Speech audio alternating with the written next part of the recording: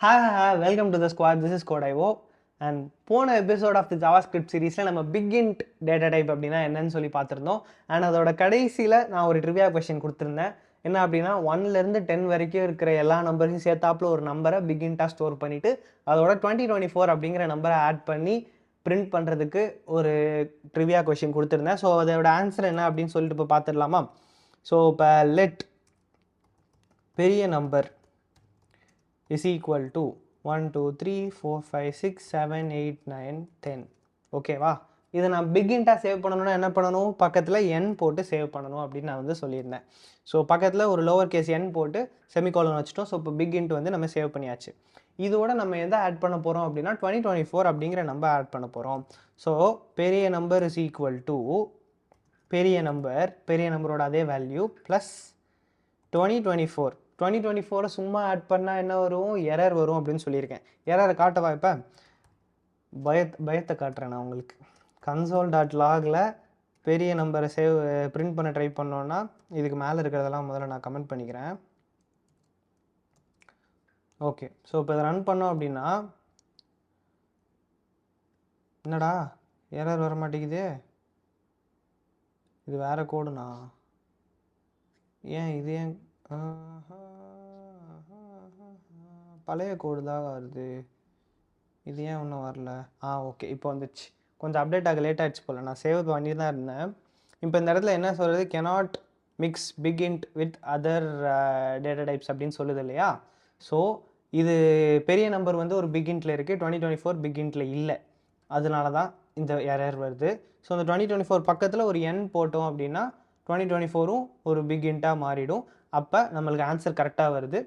இதுதான் வந்து answer. Okay, இப்போ நான் வந்து இந்த அடிஷனை வந்து நான் இதிலேயே பண்ணியிருக்கேன். இப்படி நீங்கள் பண்ணாமல் டேரெக்டாக இந்த console.log இருக்கு இல்லையா, இங்கேயே கூட நீங்கள் சேர்த்து அப்படியே கூட இது பண்ணலாம். அதுவும் கரெக்டு தான். எது பண்ணியிருந்தாலும் ஓகே. என்ன சொல்லுது? செமிகோலன் கொடுத்துட்டேன், சாரி, அதுதான் தப்பு. ஓகே, ஸோ இப்படி பண்ணாலும் ஆன்சர் கரெக்டாக தான் வரும். Anything is fine. ஸோ இந்த ட்ரிவியா கொஸ்டினோட ஆன்சர் உங்களுக்கு புரிஞ்சிருக்கும் அப்படின்னு சொல்லிட்டு நினைக்கிறேன்.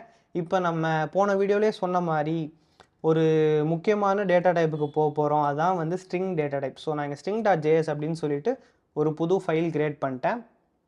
இதில் தான் நம்ம ஸ்டார்ட் பண்ண போகிறோம். First comment string data type. Okay, so string data type அப்படின்னா என்ன? நீங்கள் மற்ற லாங்குவேஜ் படிச்சிருந்தீங்க அப்படின்னா உங்களுக்கு ஆல்ரெடி தெரிஞ்சிருக்கும். நான் வந்து ஸ்ட்ரிங் டேட்டா டைப்னா என்னன்னு சொல்லணும் அவசியம் இல்லை.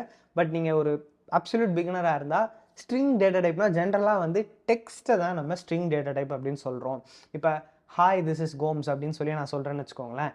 நான் என்னோட பேர் இது அப்படின்னு நான் சொல்கிறது வந்து ஒரு டெக்ஸ்ட் இல்லையா? ஸோ இதை வந்து நம்ம ஸ்ட்ரிங் டேட்டா டைப்பில் தான் வந்து நம்ம இங்கே ஸ்டோர் பண்ணுவோம். எப்படி ஒரு நம்பரை வந்து நம்பர் டேட்டா டைப்பில் ஸ்டோர் பண்ணுறோமோ, பெரிய நம்பரை பிக் இன்ட்டில் ஸ்டோர் பண்ணுறோமோ, அதே மாதிரி டெக்ஸ்டெல்லாம் வந்து நம்ம இந்த ஸ்ட்ரிங் டேட்டா டைப்பில் தான் ஸ்டோர் பண்ணுவோம். அண்ட் ஜென்ரலாக வந்து நீங்கள் நோட்டீஸ் பண்ணாமையே ஆல்ரெடி நம்ம ஸ்ட்ரிங்ஸ் எவ்வளோ நாள் யூஸ் பண்ணிட்டு தான் இருந்திருக்கோம். ஆல்ரெடி நீங்கள் நோட்டீஸ் பண்ணியிருக்க கூட செய்யலாம். ஸோ ஸ்ட்ரிங்ஸ்னால் ஜென்ரலாக வந்து டபுள் கோட்ஸ் அல்லது சிங்கிள் கோட்ஸ்க்குள்ளே எழுதுறது வழக்கம். இது ரெண்டு இல்லாமல் மூணாவது இன்னொரு கேட்டகரி இருக்குது, அதையும் பார்ப்போம். முதல்ல இதை பார்க்கலாம். ஸோ லெட் இன்ட்ரோ அப்படின்னு ஒரு வேரியபிள் வச்சுருக்கேன். அண்ட் இதில் வந்து நான் என்ன பண்ணுறேன்? ஹாய் திஸ் இஸ் கோம்ஸ் அப்படின்னு போடுறேன். ஓகே, அண்ட் இதை வந்து நான் console.log கொடுத்து இன்ட்ரோ அப்படிங்கிறத நான் பிரிண்ட் பண்ணுறேன். ஓகேவா? இதை பிரிண்ட் பண்ணேன் அப்படின்னா ஹாய் திஸ் இஸ் கோம்ஸ் அப்படின்னு சொல்லிட்டு பிரிண்ட் ஆகுது. அண்ட் இதோட டைப் என்ன அப்படின்னு நம்ம பார்க்கலாமா? அதை எப்படி பார்ப்போம்? டைப் ஆஃப் அப்படின்னு கொடுத்து இன்ட்ரோ அப்படின்னு கொடுக்கலாம். இப்படி கொடுத்தோம் அப்படின்னா இப்போ அதுவே தெளிவாக சொல்லிடும் இது வந்து ஸ்ட்ரிங் டேட்டா டைப்பில் இருக்குது அப்படின்னு சொல்லிட்டு. ஸோ அந்த மாதிரி டபுள் கோட்ஸ்க்குள்ளே நம்ம எழுதுகிறப்ப அதை வந்து ஸ்ட்ரிங் டேட்டா டைப் அப்படின்னு நம்ம வந்து சொல்லலாம். இப்போ இந்த டபுள் கோட்ஸ்க்குள்ளே நம்ம என்ன எழுதினாலும் அப்படியே வரப்போகுது. ஓகேவா? நான் இந்த இடத்துல வந்து ஹாய் திஸ் இஸ் கோம்ஸ் 1 + 2 3 அப்படின்னு கொடுக்குறேன். 1 + 23 அப்படின்னு சொல்லிட்டு கொடுக்குறேன். இதை நான் இப்போ பிரிண்ட் பண்ணேன்னா 1 + 23 24 அப்படின்னு ஆகாது. அதையும் சேர்த்து அப்படியே பிரிண்ட் பண்ணும். என்ன ஒன்றும் சேவ் ஆகலையா? ஏன்டா அப்படி பல்பு கொடுக்குறீங்க? சேவ் ஆகுங்கடா. சாரி, நான் வந்து டைப் இன்ட்ரோ தான் பிரிண்ட் பண்ணியிருக்கேன். நமக்கு டைப் ஆஃப் இன்ட்ரோ தான் பிரிண்ட் பண்ணியிருக்கேன். நான் வந்து டைப் ஆஃப் பிரிண்ட் பண்ணணும், அப்போ தான் அவுட்புட் தெரியும். ஓகே, ஸோ இப்போ அங்கே பார்த்தீங்கன்னா ஹாய் திஸ் இஸ் கோம்ஸ் 1 + 2 3 அப்படின்னு தான் பிரிண்ட் ஆயிருக்கே தவிர 1 + 2 3 அதாவது 1ம் 23 ஆட் பண்ணால் 24 அப்படிங்கிறத அது பண்ணலை. நீங்கள் அந்த மாதிரி டபுள் கோட்ஸ்க்குள்ளே என்ன கொடுத்தீங்கனாலும் அதை அப்படியே பிரிண்ட் பண்ணிடும், யோசிக்கவே யோசிக்காது. இதே மாதிரி இது டபுள் கோட்ஸ்க்குள்ளே தான் கொடுக்கணுமான்னு கேட்டிங்கன்னா இல்லை, டபுள் கோட்ஸ்க்கு பதிலாக நீங்கள் சிங்கிள் கோட்ஸ்க்குள்ளேயும் கொடுக்கலாம். இப்போ ரன் பண்ணிங்கன்னா அப்பையும் அதே அவுட்புட் தான் வரப்போகுது. ஸோ இப்போ டபுள் கோட்ஸ் சிங்கிள் கோட்ஸ் ரெண்டுமே யூஸ் பண்ணிக்கலாம் இன்டர்சேஞ்சபிளாக, பிரச்சனை இல்லை. ஆனால் எப்போ பிரச்சனை வரும்னா, நீங்கள் டபுள் கோட்ஸில் ஓப்பன் பண்ணி சிங்கிள் கோட்ஸில் க்ளோஸ் பண்ணுறீங்கன்னு வச்சுக்கோங்க, இப்போ நம்மளுக்கு பிரச்சனை வரும். பார்த்தீங்களா, இன்வேலிட் ஆர் அன்எக்ஸ்பெக்டட் டோக்கன் அப்படின்னு சொல்லி எரர் சொல்லுது. இப்போ நீங்கள் டபுள் கோட்ஸில் ஆரம்பிச்சிங்கன்னா டபுள் கோட்ஸில் தான் முடிக்கணும், சிங்கிள் கோட்ஸில் ஆரம்பிச்சிங்கன்னா சிங்கிள் கோட்ஸ் தான் முடிக்கணும். ஜோடியை பிரிக்காதீங்க, ஜோடியை சேர்த்து வைங்க, அப்போ தான் வந்து எரர் வராமல் இருக்கும். ஸோ டபுள் கோட்ஸ் ஆரம்பித்தா டபுள் கோட்ஸ் முடிக்கணும், சிங்கிள் கோட்ஸில் ஆரம்பித்தா சிங்கிள் கோட்ஸில் முடிக்கணும். ஆனால் டபுள் கோட்ஸுக்கு உள்ள சிங்கிள் கோட்ஸ் கொண்டு வரலாம். அதாவது இப்போ நான் வந்து லெட் என்ன சொல்லலாம், சேனல் அப்படின்னு ஒரு வேரியபிள் வச்சுக்கிறேன். ஓகேவா, இந்த சேனல் அப்படிங்கிற வேரியபிளில் திஸ் இஸ் கோம்ஸ் சேனல், அதாவது யூஸ்வலாக அந்த அப்பாஸ்ட்ரஃபி போட்டு எழுதுவோம் இல்லையா, என்னோடைய கோம்ஸோட சேனல் அப்படின்னு எழுதுகிறப்ப அப்பாஸ்ட்ரஃபி போட்டு எழுதுவோம் இல்லையா. ஸோ அந்த மாதிரி இடத்துல நீங்கள் சிங்கிள் கோட்ஸ் யூஸ் பண்ணிக்கிட்டீங்க அப்படின்னா பிரச்சனை இல்லை. ஆனால் அப்படி நீங்கள் சிங்கிள் கோட்ஸ் யூஸ் பண்ணுறப்ப வெளியே இருக்கிறது டபுள் கோட்ஸாக இருக்கணும். ஸோ இப்போ இந்த இடத்துலையும் நான் சிங்கிள் கோட்ஸ் யூஸ் பண்ணுறேன்னு வச்சுக்கோங்க, இப்போ வந்து அது எரர் சொல்லும். ஏன்னா நான் இந்த இடத்துல திஸ்ஸுக்கு முன்னாடி ஆரம்பித்த சிங்கிள் கோட்ஸை கோம்ஸுக்கு அப்புறமே முடிச்சிட்டேன் அப்படின்னு சொல்லிட்டு அது நினைக்குது. ஓகேவா, ஸோ அது வந்து இந்த மாதிரி உள்ளுக்குள்ளே நம்ம கோட்ஸ் போட்டு எழுதுகிறோம் அப்படின்னா வெளியே அது இல்லாத வேற ஒரு கோட்ஸ் என்னவோ அதை நம்ம யூஸ் பண்ணணும். இப்போ வெளியே டபுள் கோட்ஸ் போட்டிருக்கேன் அப்படின்னா நான் உள்ள சிங்கிள் கோட்ஸ் போட்டிருக்கப்ப அது எதுவும் எரர் சொல்லாது. இல்லை இதே மாதிரி இன்னொன்று வந்து இப்போ கோட் அப்படின்னு சொல்லி வைக்கிறேன். ஜென்ரலாக வந்து யாரோ ஒருத்தங்க சொன்னாங்க அப்படின்னா அதை வந்து நம்ம டபுள் கோட்ஸ்குள்ளே எழுதுறது நம்மளுக்கு வழக்கம் இல்லையா. ஸோ அந்த மாதிரி எழுதுகிறப்ப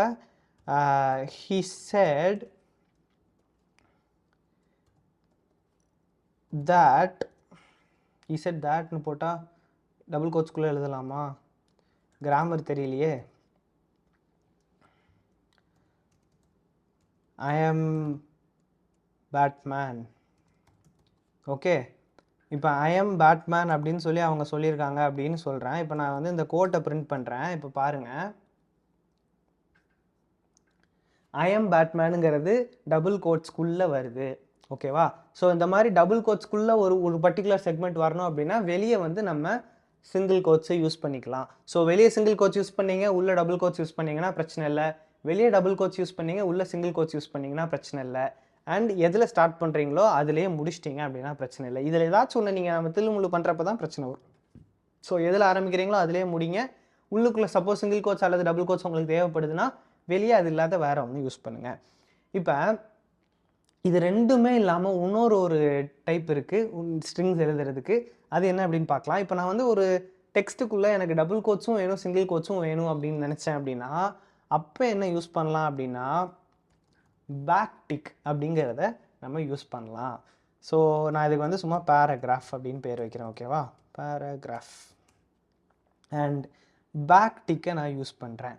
இந்த பேக்டிக் அப்படிங்கிறது இந்த டில்டா சைன் இருக்கு இல்லையா, அது இருக்கிற கீ பக்கத்தில் இருக்கும்.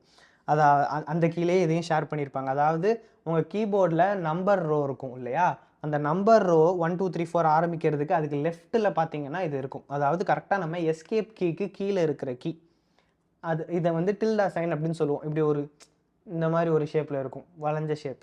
ஸோ அதுக்கு பக்கத்தில் இருக்கிறது இந்த பேக்டிக். ஓகேவா, டில்டா சைன் நான் அதையும் வரைஞ்சி காமிக்கிறேன். இதுதான் டில்டா, இது டில்டா அப்படின்னு சொல்லுவோம். அதை வந்து நீங்கள் சும்மா அடிச்சிங்க அப்படின்னா பேக்டிக் வரும், ஷிஃப்ட் அடிச்சிங்க அப்படின்னா டில்டா வரும். ஸோ இந்த கீ யூஸ் பண்ணி டைப் பண்ணிங்க அப்படின்னா இது பேக்டிக். இப்படி வர்ற இந்த குட்டியாக ஒரு பேக்டிக் சிங்கிள் கோட்ஸை லைட்டாக ஸ்லாண்ட் பண்ண மாதிரி இருக்கும். இதுக்குள்ளே நம்ம எதை வேணால் யூஸ் பண்ணிக்கலாம். சிங்கிள் கோட்ஸும் யூஸ் பண்ணிக்கலாம், டபுள் கோட்ஸும் யூஸ் பண்ணிக்கலாம்.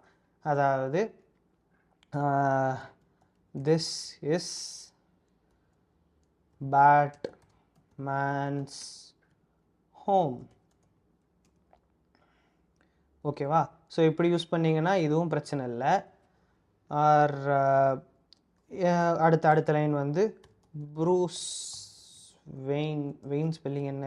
நான் அவ்வளோ பெரிய டிசி ஃபேன்லாம் இல்லை, என்னை தப்பாக நினச்சிக்காதீங்க. வெயின் வருமோ? ப்ரூஸ் வெயின் செட் டபுள் கோட்ஸில் I am Batman. Okay, so இப்படி போட்டிங்கன்னா இப்போ நான் வந்து இந்த பேராகிராஃபை பிரிண்ட் பண்ணி காமிக்கிறேனே, பேராகிராஃப். இப்போ அதை ரன் பண்ணுறேன். இங்கே பார்த்தீங்கன்னா திஸ் இஸ் பேட்மேன்ஸ் ஹவுஸில் இங்கே சிங்கிள் கோட்ஸ் வந்துருச்சு அப்பாஸ்ட்ரஃபியில். And Bruce Wayne said I am Batman, அதுவும் வந்து எரர் இல்லாமல் வருது. ஸோ இப்போ நம்ம சிங்கிள் கோட்ஸும் யூஸ் பண்ணிக்கலாம், டபுள் கோட்ஸும் யூஸ் பண்ணிக்கலாம், பேக்டிக் யூஸ் பண்ணி அதுக்குள்ளே எழுதணும் அப்படின்னா. அண்ட் இது எல்லாத்தையும் தாண்டி பேக்டிக்கில் எழுதுறதுக்கு ஒரு முக்கியமான ஒரு ரீசன் இருக்குது. என்ன அப்படின்னா எம்பெடிங். எம்பெடிங் அப்படின்னா என்ன? ஸோ எம்பெட் அப்படின்னே சும்மா ஒரு பேர் வைக்கிறேன். பேக்டிக்குள்ளே நீங்கள் ஏதாச்சும் ஒரு எக்ஸ்ப்ரெஷன் எழுதுனீங்கன்னா அது இவாலுவேட் ஆகும். அண்ட் அதை எப்படி எழுதணும் அப்படின்னா, இப்போ 1 + 2 = இப்போ ஜென்ரலாக நம்ம டபுள் கோட்ஸ்க்குள்ளே 1 + 2ன்னு எழுதுனா அது வந்து இவாலுவேட் ஆகாது. இங்கேயும் இவாலுவேட் ஆகாது. ஆனால் இவாலுவேட் பண்ண வைக்கிறதுக்கு ஒரு வழி இருக்குது. என்ன அப்படின்னா, $சைன் போட்டு கேர்லி பிரேஸ் ஓப்பன் பண்ணிங்கன்னு வச்சுக்கோங்க. கரெக்டாக இந்த இடத்துல மட்டும் கலர் மாறிடுச்சு பார்த்தீங்களா? சின்டாக்ஸ் ஹைலைட்டிங்லாம் எனேபிள் ஆகிருக்கும். நீங்கள் VS கோடில் தானே பண்ணுறீங்க. ஸோ $சைன் போட்டு open curly brace close curly brace போட்டோம் அப்படின்னா அந்த இடம் மட்டும் ப்ளூ கலர் ஆகிடும். ஸோ இது வந்து நீங்கள் நார்மலாக ஏதாச்சும் ஒன்று பண்ணலாம். இப்போ நான் 1 + 2 அப்படின்னா இந்த இடத்துல 1 + 2 அப்படின்னு சொல்லிட்டு கொடுத்துட்டு சேவ் பண்ணுறேன். இப்போ நான் வந்து இதை எம்பெடட் வந்து பிரிண்ட் பண்ணுறேன். இப்போ ரன் பண்ணி பார்க்குறேன். பார்த்தீங்களா 1 + 2 = 3 அப்படின்னு சொல்லிட்டு வருது. ஸோ உங்களால் வெளியே நார்மலாக ஒரு கோடில் என்ன எழுதுவோமோ, அதாவது இந்த double quotes or single quotes or இந்த பேக்டிக்கு வெளியே ஜென்ரலாக ஜாவா ஸ்கிரிப்ட் கோடு எப்படி எழுதுவோமோ அதில் என்னெல்லாம் நீங்கள் எக்ஸ்பிரஷன் கொடுப்பீங்களோ அதெல்லாம் இங்கே கொடுக்கலாம். அந்த 1 + 2 அப்படின்னு கொடுத்தீங்கன்னா அது வேலை செய்யுது. இப்போ லெட்டஸே நான் 1 + 2 = இந்த இடத்துல வந்து எனக்கு வேறு ஒரு வேரியபிள் யூஸ் பண்ணணும். லெட்டஸே நான் இப்போ இன்ட்ரோ அப்படின்னு கொடுக்குறேன்னு வச்சுக்கோங்க, அதுவும் வேலை செய்யும். இன்ட்ரோ அப்படிங்கிற டெக்ஸ்ட் என்னது? ஹாய் திஸ் இஸ் கோம்ஸ் 1 + 2 3 அப்படிங்கிற டெக்ஸ்ட் தான். கரெக்டாக அது இந்த இடத்துல ரீப்ளேஸ் ஆகிடுச்சு பாருங்கள். 1 + 2 = அப்படிங்கிற வரைக்கும் இருக்குது. அதுக்கப்புறம் இந்த மிச்ச போர்ஷன் வந்து இன்ட்ரோ அப்படிங்கிற வேரியபிளில் நம்ம என்ன ஸ்டோர் பண்ணி வச்சுருக்கோமோ அது அப்படியே இங்கே வந்துருச்சு. ஸோ ஜென்ரலாக வந்து எப்போல்லாம் நம்மளுக்கு இந்த மாதிரியான ஒரு எம்பெடிங் தேவைப்படுதோ அப்போல்லாம் வந்து நம்ம பேக்டிக் யூஸ் பண்ணுறது வழக்கம். அண்ட் அது இல்லாமல் உங்களுக்கு இந்த சிங்கிள் கோட்ஸ் டபுள் கோட்ஸ்லாம் யூஸ் பண்ணணும் அப்படின்னாலும் நீங்கள் பேக்டிக் யூஸ் பண்ணிக்கலாம். ஆனால் மெயினாக வந்து இந்த மாதிரி வேரியபிள்ஸ் வேறு வேரியபிள்ஸை நம்ம யூஸ் பண்ணணும் அப்படின்னா இதை நம்ம யூஸ் பண்ணிக்கலாம். ஸோ இப்போ இந்த இம்பர்ட் பண்ணுற வேரியபிள் வந்து ஸ்ட்ரிங்காக தான் இருக்கணுமான்னு கேட்டால் ஸ்ட்ரிங்காக இருக்கணும்னு அவசியமே கிடையாது. நார்மலாக ஒரு நம்பராக கூட இருக்கலாம். லெட் num = 1 2 3 4 + 8 9 7 அப்படின்னு கொடுக்குறேன். இந்த நம்பருக்கு வேல்யூ என்னன்னு கூட எனக்கு இன்னும் தெரியாது. ஆனால் நம்ம அதை இங்கே யூஸ் பண்ணுறோம் அப்படின்னா இந்த எம்பெடிங்குள்ளே நம்ம யூஸ் பண்ணுறோம் அப்படின்னா அதுவும் ஒர்க் ஆகும். பார்த்தீங்களா 2131 அதுதான் ஆன்சர் போல். ஸோ எப்போ நம்ம ஒரு எம்பெடிங் தேவைப்படுதோ, எப்போ வேறு ஒரு வேரியபிளை நான் உள்ளே இங்கே யூஸ் பண்ண ட்ரை பண்ணுறேனோ அந்த நேரத்தில் இந்த மாதிரி $சைன் போட்டு கேர்லி பிரேஸ் ஓப்பன் பண்ணிங்க அப்படின்னா அதை நீங்கள் யூஸ் பண்ணிக்கலாம். ஏதாச்சும் ஒரு வேரியபிள் டைப் பண்ணால் டைப் பண்ணிக்கலாம். ஏதாச்சும் ஒரு சிம்பிள் கால்குலேஷனாக நீங்கள் அங்கேயே போட்டுக்கலாம். அது இவாலுவேட் பண்ணி அதை ஆன்சர் பண்ணிவிடும். So whatever is in this area blue கலரில் இருக்குது அப்படின்னா, அதாவது அந்த $சைன் போட்டு கர்லி பிரேஸ் போட்டோன்னா அதுக்குள்ளே இருக்கிறது எல்லாமே இந்த ஜாவா ஸ்கிரிப்ட் இன்ஜின் வந்து இவாலுவேட் பண்ண போகுது. வேரியபிளாக இருந்தால் அதுக்கான வேல்யூவை ரீப்ளேஸ் பண்ணும். ஏதாச்சும் ஒரு சின்ன ஆப்ரேஷனாக இருந்தால் அதை அங்கே பண்ணிவிடும். ஸோ இதுதான் வந்து பேக்டிக். ஸோ நம்ம டபுள் கோட்ஸ் கவர் பண்ணிட்டோம், சிங்கிள் கோட்ஸ் கவர் பண்ணிட்டோம், பேக்டிக் கவர் பண்ணிட்டோம், எம்பெடிங்னா என்ன அப்படிங்கிறதையும் பார்த்துட்டோம். அண்ட் இவ்வளோ நாள் நம்ம வந்து console.logல கொடுத்துட்டு இருந்தோம் இல்லையா, இந்த மாதிரி this is a print statement ஏதாச்சும் நீங்கள் கொடுப்போம் இல்லையா, அது எல்லாமே வந்து ஆக்சுவலாக ஸ்ட்ரிங்ஸ் தான். இங்கே நம்ம வந்து ஒரு ஸ்ட்ரிங்ஸை டைரெக்டாக அதுக்கு இன்புட்டாக கொடுத்துருக்கோம். அந்த ஸ்ட்ரிங்கை வாங்கி அது அவுட்புட்டாக பிரிண்ட் பண்ணியிருக்கு. ஓகேவா? ஸோ இதுதான் வந்து பேசிக்காக ஸ்ட்ரிங்ஸ். அண்ட் இதில் ஒரு சின்ன விஷயம், ஜாவா ஸ்கிரிப்டில் இருக்கிற ஒரு சின்ன விஷயம் என்ன அப்படின்னா, மற்ற லாங்குவேஜ் நீங்கள் பார்த்துருந்தீங்க அப்படின்னா ஒரு இண்டிவிஜுவல் கேரக்டரை சேவ் பண்ணுறதுக்கு கேர் அப்படின்னு சொல்லிட்டு ஒரு டேட்டா டைப் இருக்கும். இப்போ நீங்கள் C++லாம் படிச்சிருந்தீங்க அப்படின்னா அதில் கேர் அப்படின்னு ஒரு டேட்டா டைப் இருக்கும். அந்த கேர் டேட்டா டைப் யூஸ் பண்ணிங்கன்னா ஒரே ஒரு கேரக்டர் தான் சேவ் பண்ண முடியும். இப்போ ஏன்னு ஒரு கேரக்டர், இல்லை டின்னு ஒரு கேரக்டர், ஆர்னு ஒரு கேரக்டர், ஒரே ஒரு கேரக்டர் தான் சேவ் பண்ணுறதுக்கு ஃபியூச்சர் இருக்கும். ஜாவா ஸ்கிரிப்டில் அது கிடையாது. நீங்கள் ஒரு கேரக்டராக இருந்தாலும் சரி அதை ஸ்ட்ரிங் டேட்டா டைப்பில் தான் சேவ் பண்ணி ஆகணும். ஸோ ஸ்ட்ரிங்ஸில் இருக்கிற எல்லாத்தையும் கவர் பண்ணிட்டேன் அப்படின்னு சொல்லிட்டு நினைக்கிறேன். இப்போ உங்களுக்கான ஒரு ட்ரிவியா கொஸ்டின் என்ன அப்படின்னா, நேம் அப்படின்னு சொல்லிட்டு ஒரு வேரியபிள் கிரியேட் பண்ணி அதில் உங்களோட நேமை சேவ் பண்ணுங்கள்.